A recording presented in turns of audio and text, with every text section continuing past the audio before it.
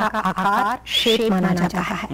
अगर मैंने अभी जिस तरह से आपको बताया, इसके अलावा भी बहुत से ऐसे बिजनेस हैं जो कि फायर के साथ कंसिडर किए जाते हैं। अगर रहने वाला आदमी फायर ग्रुप पर्सनालिटी का है और अगर उसको फायर वाले बिजनेस के साथ उसकी लेन देन है, इस तरह का हमें कोई वेयर हाउस बनाना है, जैसे इंक और स्टेशनरी रिलेटेड बिजनेस होते हैं, उसको भी हम कई बार पिरामिड शेप देते हैं, क्योंकि उसकी भी प्रिंटिंग बिजनेस, क्योंकि जिसकी भी किसी भी चीज की तीव्र स्मेल हो, जैसे लीकर की अपनी एक स्मेल होती है, इंक की एक स्मेल होती है, तो ऐसे बिजनेस भी फायर में कंसीडर किए जाते हैं।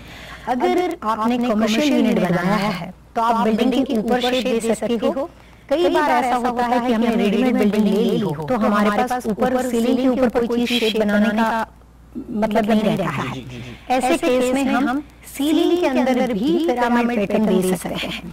जैसे मैंने अभी सैन फ्रांसिस्को में एक वेयर हाउस का काम किया हुआ है, तो उनके कमर्शियल यूनिट में बहुत अच्छी मुझे हाइट मिल रही थी और मुझे उनके लिए कुछ शेड चाहिए थे, तो मैंने उनके शेड के अंदर जब उसकी फॉल सीलिंग डिजाइन की जाती थी तो उसके अंदर वो सारे पैटर्न्स दे दिए। तो ये शेड अप्लाई करने के बहुत सिंपल तरीके भी हैं, जरूरी नहीं होता हर वक्त आप बिल्डिंग के टॉप पे जाके ही कुछ बना दो। अंडर जो है फॉल सीलिंग से भी जो है काफी चीजें कर सकते हैं। हाँ, अगर आपके पास 1 फीट से ज्यादा किसी भी चीज की हाइट बनी हुई हो और अच्छी हाइट हो तो आप फॉल सीलिंग के अंदर भी कोई तरह का शेड दे सकते हो।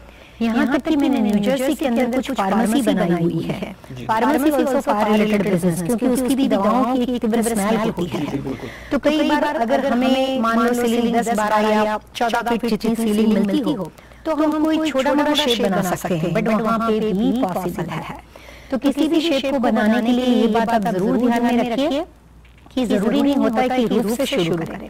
हम सीलिंग के थ्रू जहां से भी हो सकता है हम ट्राई कर सकते हैं कि वो उस तरह के शेप के अंदर यानी कि उसके बीच में इंसान आना चाहिए, तो उसका हमें फायदा मिलता है।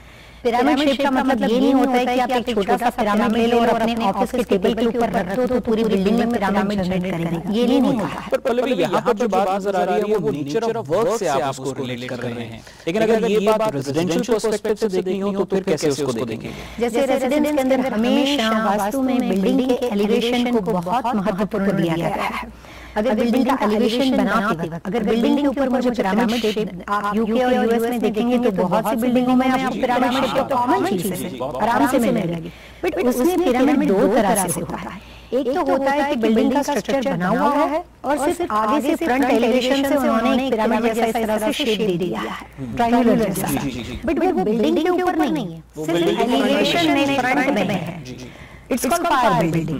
बट कई बार ऐसा होता है कि लोग घरों के ऊपर पिरामिड बनाते हैं, तो वास्तु के अनुसार कभी भी किसी भी बेडरूम के ऊपर पिरामिड नहीं बनाना चाहिए, क्योंकि बेडरूम जो है वो आराम की जगह है, सोने की जगह है, और पिरामिड जो है वो एनर्जी जनरेट करता है। तो पिरामिड का आइडियल ऑप्शन होता है घर के सेंटर पार्ट में, जिसको वास्तु में ब्रह्मस्थान बोलते हैं। आपके मकान के ब्रह्मस्थान में, और दूसरा बनता है आपका लिविंग रूम या फैमिली रूम। अगर आपका घर डबल हाइट बना हुआ हो तो ऊपर अगर आपको इस तरह से कोई शेप बनाने हो, जैसे बिल्डिंग के एक्सटर्नल लाइन में लाइक आप एलिवेशन में ले सकते हो या फॉल सीलिंग के अंदर ले सकते हो, ऐसे भी आप शेप बना सकते हो। बट बेडरूम के ऊपर पिरामिड नहीं बनाना चाहिए। ये सारी डिस्कशन हमने पिरामिड के बारे में बोली। इस तरह से कई बार कुछ बिल्डिंग के एलिवेशन इस तरह से बनते हैं कि जिसमें ऊपर के शेप अस्पष्ट आकार के बने होते हैं, ऊपर से कई बार शेप नहीं होता है। ऐसे शेप को वास्तु में वाटर बिल्डिंग कहते हैं। दूसरी तरीके से देखने जाए तो जिसमें सबसे ज्यादा ग्लास का इस्तेमाल किया गया हो और मेटल का, जैसे ग्लास सबसे ज्यादा बना हुआ हो और उसमें ऊपर के एलिवेशन में स्पष्ट आकार हो, तो ऐसे शेप वाली बिल्डिंग को भी वाटर बिल्डिंग बोलते हैं। तीसरा शेप आता है मेटल बिल्डिंग। जिस तरह से आप मॉस्क के ऊपर एक राउंड शेप देखते हो, कोई भी वर्ल्ड में आप एग्जीबिशन सेंटर या आप एयरपोर्ट देखेंगे तो एयरपोर्ट के ऊपर एक तरह की सीलिंग में एक तरह की पैटर्न्स बनी होती है। ये सारे मेटल बिल्डिंग्स हैं। और फोर्थ होता है अर्थ बिल्डिंग।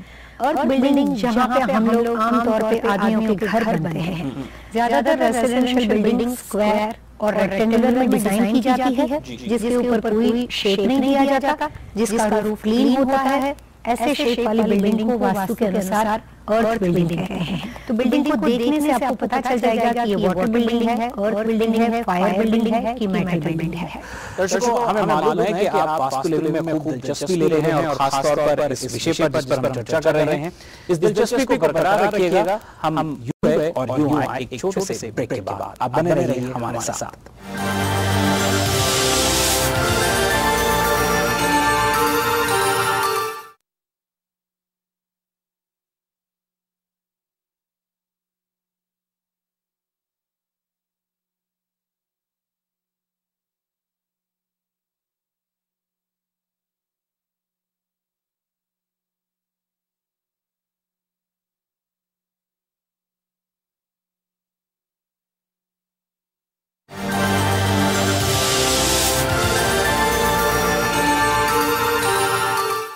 ब्रेक के बाद आप सभी दर्शकों का एक बार फिर से स्वागत है। मैं विकास नांगिया और हमारे साथ वास्तु लिविंग में है हमारे फंग शुई और वास्तु एक्सपर्ट पल्लवी चिल्लावाड़ा। पल्लवी, आपका एक बार फिर से स्वागत है।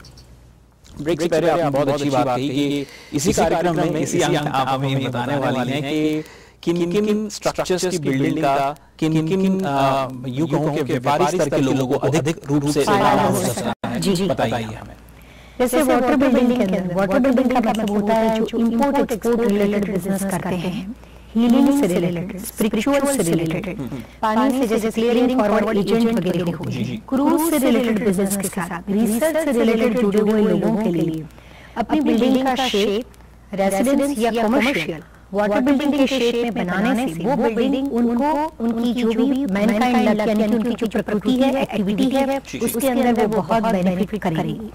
इसलिए वो फुल सीलिंग में भी इस तरह के पैटर्न और डिजाइन दे सकते हैं, बिल्डिंग के एलिवेशन में ले सकते हैं, अपना घर इस शेप में बना सकते हैं और कमर्शियल यूनिट भी इस तरह का वो चूज कर सकते हैं। जी वाटर बिल्डिंग के लिए जनरली वास्तु में जिस तरह से एस्ट्रोलॉजी में हर आदमी की अलग अलग तरह की राशि दी गई है कि ये लियो है, ये वर्गो है, इसी तरह से वास्तुशास्त्र में बहुत से लोग हैं, उनको डिवाइड करने के लिए, उनको सेपरेटली पहचान बनाने के लिए अलग अलग तरह के ग्रुप की पहचान दी गई है कि कौन से ग्रुप के आदमी को कौन से दिशा सूट करती है, उसके अनुसार उसको कौन से बिजनेस सूट करते हैं और बिजनेस के अनुसार उसके लिए क्या शेप होना चाहिए और शेपों के अनुसार उसके लिए क्या आइडियल पोजीशन के घर हो सकते हैं, जिसके बेस पे ये सब्जेक्ट चल रहा है। तो वास्तु के अनुसार जितनी भी नॉर्थ ग्रुप के लोग होते हैं उन सारे लोगों के लिए पानी से related business, water building, water shape house और वाटर कलर्स के अंदर अलग अलग तरह के फर्नीचरों का इस्तेमाल करना, ये सारी चीज उसके साथ मिलाने से उनको अपनी लाइफ में बहुत सक्सेस और बहुत अच्छे रिजल्ट परिणाम। पल्लवी, हम वाटर स्ट्रक्चर की बिल्डिंग के बाद हम अगली पर जाएं, जिस तरह से फायर स्ट्रक्चर की बिल्डिंग का भी बताया था। मैं यहीं पे ज्यादा से ज्यादा हमारी कम्युनिटी के अंदर बहुत से लोग हैं जो बिजनेस के सर्कल के अंदर हैं, जो कन्वीनियंस स्टोर बिजनेस के अंदर हैं। अब वो किसी की फ्रेंचाइज भी लेते हैं या खुद के भी स्टोर इस तरीके के चलाते हैं, तो उनकी अमूमन जो इस तरह का स्टोर है उसकी रूफ या एक दुकान का ढांचा जिस तरह का होता है कि वो स्क्वायर शेप में रहता है, जी, तो उसमें अगर कोई खास तब्दीली या कोई ऐसी चेंजेस लाने हो कि उसमें कुछ बेनिफिट हो सके उन्हें, इस तरह की चीजें कर सकते हैं। बहुत सी कर सकते हैं। जैसे आपने कई बार देखा होगा कि 7-Eleven, तो आप कहीं भी जाते हो तो 7-Eleven की एक पैटर्न होती है, उनके अपने कलर्स होते हैं। 7-Eleven किसी भी एरिया में बनाया गया हो, किसी भी सिटी में बनाया गया हो, लेकिन उनकी एक पैटर्न और पहचान की वजह से आप तुरंत जान जाते हो कि हाँ ये 7-Eleven है, ये मैकडोनल्ड है। कई बार उनके कलर्स के थ्रू हम बिना नाम पढ़े भी दूर से अगर उसका कलर देख लेते तो हमें पता चल जाता है यार 7-Eleven। तो ये जो हमारी मेंटालिटी बन गई है या ये समझो जो फ्रेंचाइज की वजह से हमको ये बात समझ में आ चुकी है। इसी तरह से आप वाटर बिल्डिंग, फायर बिल्डिंग, कोई भी तरह का शेप, कोई भी तरह की चीज डालना किसी भी बिल्डिंग में चाहते हो तो कलर के थ्रू, कंस्ट्रक्शन के through, internal system like fall ceiling तो इंटरनल पार्ट है, उसके लिए हमको घर के बाहर कुछ नहीं करना है। तो ऐसे बहुत से तरीके हैं, ये पैटर्न हम किसी भी तरीके से वहाँ पे डेवलप कर सकते हैं। बट सारी बातें 100% क्लियर तभी हो सकती है कि जब कोई एक साइड के बारे में हम कंफर्म बात करें। अभी तो मैं आपको सारी फॉर्मूलाज उसको किस तरह से अप्लाई करने के आसान तरीके हैं सभी के लिए जो जी मायने देते हैं। जी, बट हम सिर्फ वही बातें कर रहे हैं कि हर जगह पे वो चीज पॉसिबल है। ऐसा नहीं है कि आप फॉल सीलिंग में बनाएंगे तो आपको रिजल्ट नहीं मिलेगा या बिल्डिंग के रूप में जो आसान तरीका आप डेवलप कर सकते हो, आपको लगता है आप उसको फॉलो करो। हमें तो बेनिफिट से मतलब है। जी बिल्कुल बिल्कुल बिल्कुल, आम खाने से मतलब है, बकरियां किसको गिरने का शौक है। चलिए, वाटर स्ट्रक्चर बिल्डिंग के बाद कौन सी स्ट्रक्चर बिल्डिंग की जिक्र जैसे वाटर बिल्डिंग के अलावा अभी मैंने फायर बिल्डिंग के बारे में आपको बताया। 90% जितने भी वर्ल्ड वाइड जो भी रेजिडेंस बनते हैं या रहने के लिए जो प्रॉपर्टीज बनाई जाती हैं वो हमेशा अर्थ बिल्डिंग होती है। आप ज्यादातर अपार्टमेंट देखो, हाउस देखो, कोई भी कंट्री हाउस देखो, तो घर के जो शेप होते हैं वो ऑलवेज रेक्टेंगुलर या ज्यादातर स्क्वायर शेप या थोड़े ज्यादा रेक्टेंगुलर यानी कि ज्यादा लंबा हाउस होता है। उस तरह से शेप में आपको देखने को मिलेगा। बट ऐसी बिल्डिंगों को वास्तु के अनुसार अर्थ बिल्डिंग कहते हैं। और जनरली जो मॉडल बिजनेस आप देखेंगे, होटल बिजनेस और मॉडल बिजनेस, वो सारे अर्थ बिल्डिंग के अंदर आ जाता है। इसके अलावा सेरामिक इंडस्ट्री से रिलेटेड कोई भी आदमी का काम हो, जैसे फर्नीचर पिक्चर्स लाइक पिक्चर्स वगैरह होते हैं सेरामिक के, वो हो या सेरामिक के कोई पॉट बाथ, सेरामिक की बहुत सी प्रोडक्ट्स आती है, वो सारे बिजनेस भी और बिजनेस में आ जाते हैं। तो जनरली ऐसे लोगों के अगर घर होते हैं या कमर्शियल यूनिट का सिलेक्शन करना होता है तो उसको ढूंढना बहुत आसान हो जाता है, क्योंकि स्क्वायर और रेक्टेंगुलर बिल्डिंग आपको कहीं भी प्रॉपर्टी आसानी से मिल जाएगी। कई बार ऐसा होता है कि फायर कम अर्थ बिल्डिंग या फायर कम वाटर कम अर्थ बिल्डिंग बनाने से भी हमें बहुत फायदा मिल सकता है। तो आप मतलब इन तीनों चीजों का मिला जुला संगम करके भी इस तरह की बना सकते हो स्ट्रक्चर बना सकते जी। पहले मैं जो आपको बता रही थी वो तो मैं आपको शेप की एक पहचान दे रही थी, बट जरूरी नहीं होता कि आप सिर्फ किसी भी एक शेप को फॉलो करो।